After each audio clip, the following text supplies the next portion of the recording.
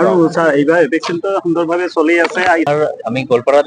mainly ইস্যুটো আছিলে human elephant conflict আমাৰতো ডাইৰেকশ্যনো আছে আমাৰ হাইকোৰ্টৰ পৰাও এটা নিৰ্দেশো আছে আমাৰ গোৱালপাৰাত যিমান হিউমেন এলিফেণ্ট কনফ্লিক্ট আছে এইটো আমাৰ all over India probably one of the highest intensity of human elephant conflict যদি এইটো কমাব লাগিব যদি লোকেল স্থানীয় মানুহ যদি অলপ মানে যদি ৰাহত পাব লাগিব তো অনলি সলিউশনে যদি যিমান আমাৰ RF এৰিয়া আছে গোটেই RFৰ মানে এভিকশ্যন যিকোনো আছে এইবিলাক আমি ক্লিয়াৰ কৰিব লাগিব আমাৰ টাৰ্গেট লাষ্ট 2 ইয়াৰ পৰা এইটো মানে এৰিয়া পইকান এৰিয়াও লৈ মোটামুটি আমাৰ 790 to 800 হেক্টৰ এতিয়ালৈকে ক্লিয়াৰ হৈছে তো আৰু আমাৰ মোটামুটি around 2000 হেক্টৰ আৰু এনক্ৰোচমেন্ট আছে সো এইটো আমি মানে লাহে লাহেকে এইটো মানে এটা কৰি এইটো ক্লিয়াৰ হ'ব আমাৰ অকল ক্লিয়াৰ কৰা নাই যিকোনো এনক্ৰোচমেন্ট আমি ক্লিয়াৰ কৰি আছো এই গোটেই এৰিয়াটো আমি ফৰেষ্ট ৰিভাইভ কৰিব চেষ্টা কৰি আছো স্পেশালি দিস ये इलाका तो माने हमार एलिफेंट हैबिटेट माने एलिफेंट लैंडस्केप एलिफेंट लैंडस्केप और कारण bamboo forest is one of the very good forest तो माने हाथी कारण खाद्य पाए और माने it will be and it's a very good forest regeneration হ'ব এটো কাৰণে আমি ইমিডিয়েটলি এটো মানে ৰিভাইভ কৰিব কাৰণে অলৰেডি প্ল্যানিং হৈছে এটো মানে প্লান্টেশনও টেক আপ কৰা হ'ব থ্যাংক ইউ আমাৰ ইখন পাইকান ৰিজাৰ্ভ ফৰেষ্ট সংৰক্ষিত বনাঞ্চল আপোনালোকে গম পায় যে 2022 চনত মহামান্য গুৱাহাটী উচ্চ ন্যায়ালয়ে পাব্লিক ইণ্টাৰেষ্ট লিটিগেশ্যন 01/2022 মতে এটা নিৰ্দেশ দিছিল জিলা প্ৰশাসন আৰু আমাৰ বন বিভাগক যে গোৱালপাৰা জিলাৰ যিমান সংৰক্ষিত বনাঞ্চল আছে তাৰ যিবিলাক অবৈধ দখল আছে এইটো উচ্ছেদ কৰিব লাগে আৰু সেই নিৰ্দেশ অনুসৰি ইতিমধ্যে আমি আমাৰ জিলাত 5খন আমি সংৰক্ষিত বনাঞ্চল এনেকুৱা ধৰণৰ অবৈধ বেদখলকাৰীৰ পৰা মুক্ত কৰিছিলো আজি এখন পাইকান সংৰক্ষিত বনাঞ্চলত এইটো আজি এভিকশ্যন অপাৰেশ্যন আৰম্ভ হৈছে আৰু আপোনালোকে জানিবলৈ পাই ভাল হ'ব যে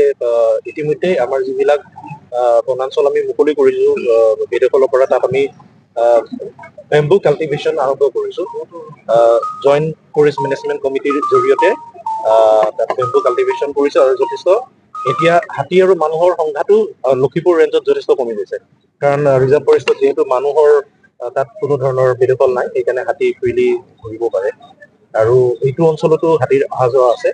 আৰু এইখন অঞ্চল বেদখলখিনি মুক্ত হোৱাৰ পিছত ইয়াতো আমি হাতীৰ চলাচল আমি দেখা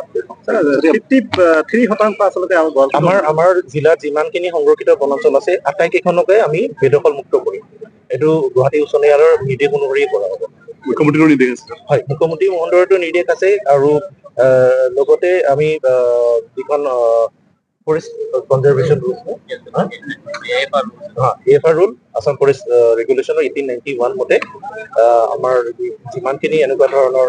সংৰক্ষিত বনাঞ্চল আছে আৰু বনাঞ্চলক আমি বেদখল মুক্ত কৰিব লাগে যেহেতু পাইকান সংৰক্ষিত বনাঞ্চল এটা সময়ত বন্য হস্তীৰ বেদখলকাৰীৰ কবলত এইখনটো আমাৰ লেণ্ড ৰেকৰ্ডৰ হালনি বুলি লিখা আছে হাল গছৰে ভৰি আছিলে আৰু 1982 এইখন বনাঞ্চল হিচাপে সংৰক্ষিত বনাঞ্চল হিচাপে নটিফাই কৰা হৈছিলে পৰৱৰ্তী সময়ত এনেকুৱা বেদখল হৈ পেলাই যথেষ্ট মানে ইয়াত প্ৰায় 1080টা পৰিয়ালে বসবাস কৰি আছিলে কিন্তু আমি নটিচ দিয়াৰ পিছত প্ৰায় 80-90% মানুহে নিজে নিজে নিজৰ ঘৰ দুৱাৰবোৰ ঘূৰি পেলাই বেদখল হোৱাৰ কাৰণে হস্তী মানুহৰ সংখ্যাত যথেষ্ট বৃদ্ধি পাইছে সেইটো হয় হাতী আহি যেতিয়া নিজৰ খোৱা খাদ্য নাপাব বা তেওঁলোকৰ বিচৰণ ভূমি নাপায় তেতিয়া মানুহ দেখা পালে তেওঁলোকে আক্ৰমণ কৰে আপোনাৰ ইভিকশ্যন প্লেনিং কি আছে আমাৰ ইয়াতেতো প্ৰথম কথা হ'ল আমি গোটেই অঞ্চলটো আমি ঘেৰাও কৰি ইয়াত সংৰক্ষণ কৰি ফেন্সিং কৰা হ'ব আৰু লগতে জইণ্ট ফৰেষ্ট মেনেজমেণ্ট কমিটিৰ জৰিয়তে ইয়াতে বেম্বু প্লান্টেশ্যন কৰা হ'ব হাতীৰ খাদ্য হিচাপে হয় লোকসকলক চৰকাৰে নিৰ্দেশ অনুসৰি যিটো নিৰ্দেশ আহে সেইমতে কৰা হ'ব ঠিক আছে